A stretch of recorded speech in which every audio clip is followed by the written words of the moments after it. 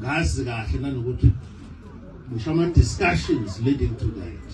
Omunye umuntu owaye-instrumental owaye-involve uNyasi. Yebo uNyasi lolokho.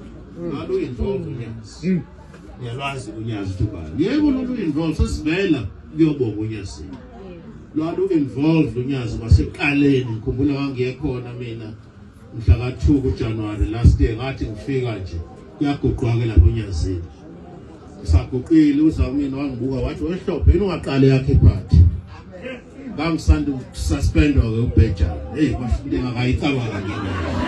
Ngingakayicabangi futhi ngaqale iphathi. Kwasho ukuthi ngase ngithintana nabantu-ke engibaziyo ukuthi sebenengqondo ejuleni kwakuNxamalala. Ngafika uNxamalala was already 100 steps ahead of the rest.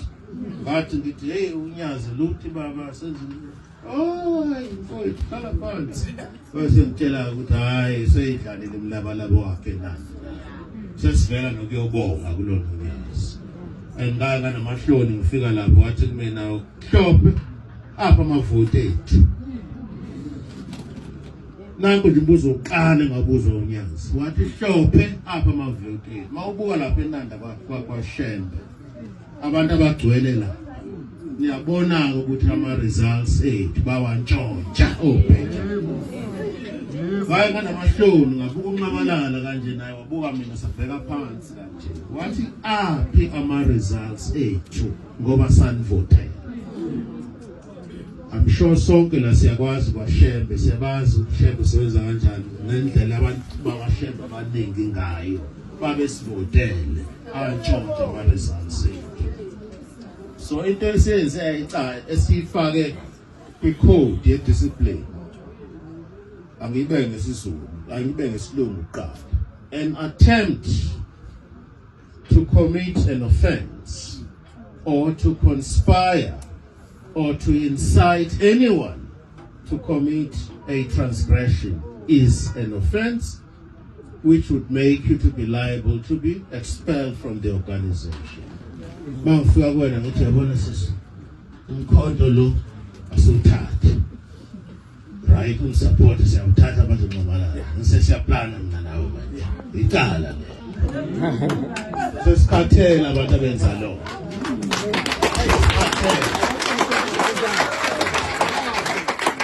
kuthiwa ngesilungu you are inciting someone right or you are conspire niyahlela yes icala lonto leyo sesikhathela abantu abezalana bethi bezosebenza bazolekelelana nathi naye wonke umuntu ukwakho umkhonto kanti bazothatha umkhonto bazohijacka basibuyisela usizi la esifuna ukuphuma khona thina ethi brief is clear sifuna kuphele usizi emntwini omnyama sifuna ukubuya isithunzi somuntu omnyama ngeke sibuye isithunzi somuntu omnyama ngeke luphele usizi ikati lo njalo lokulala leziko until such time kuzobuye umhlaba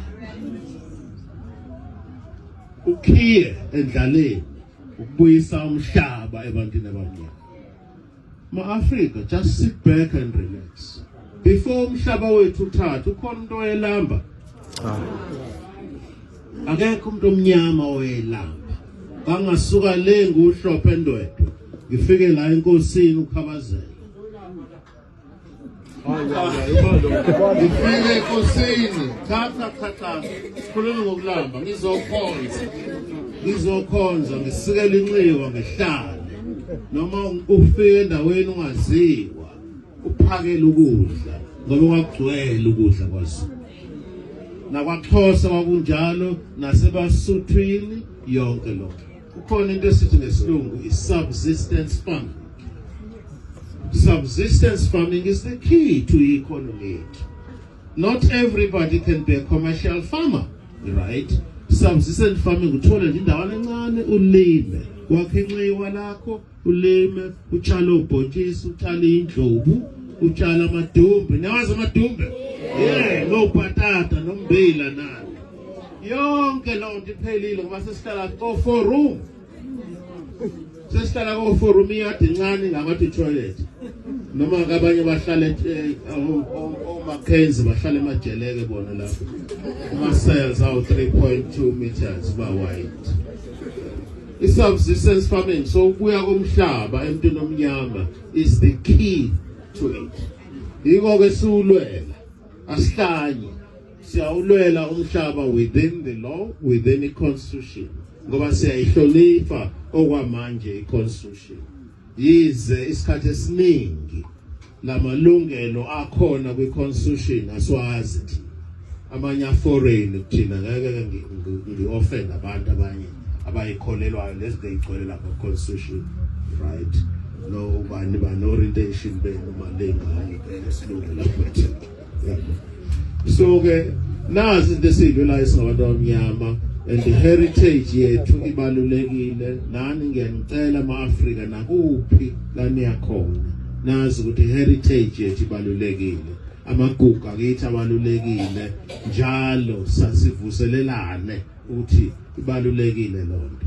Mangabe singayithandi thina, kungekho self respect esinayo thina, asizukwazi ukuhlonipha abanye abantu bakithi abamnyama, asizukwazi ukusizana. Kuyekuthiwe ngesizulu izandla